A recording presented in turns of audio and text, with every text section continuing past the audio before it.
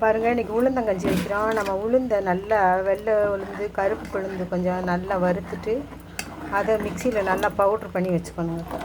Powder பண்ணி வச்சுட்டு இன்றைக்கி 3 கிளாஸ் சாவைனா அதில் வந்து 6 கிளாஸ் பவுடர் போட்டு தண்ணி 3 கிளாஸை நல்லா கொதிக்க வச்சு அதில் போட்டு நல்லா அப்படி கிண்டணும். 10 நிமிஷம் நல்லா அப்படி முறையாக வந்தோடனே, ஏன்னா வறுக்க உளுந்தனால சீக்கிரம் அது வெந்துடும்.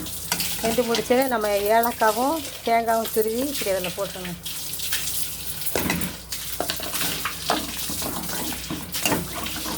போட்டு இது நல்லா அப்படியே கிண்டி எடுத்துகிட்டு நம்ம நாட்டு சர்க்கரையை போட்டு ஆற்றி குடிக்கலாங்க. இது எலும்புக்கெல்லாம் அவ்வளோ ஹெல்த்து. இடுப்பு உட்காந்தா இடுப்பு வலி வருது, கால் வலி வருதுக்கெலாம் இது ரொம்ப நல்லாயிருக்கும். சின்ன பிள்ளைலேருந்து எல்லாருமே இதை சாப்பிட்லாங்க.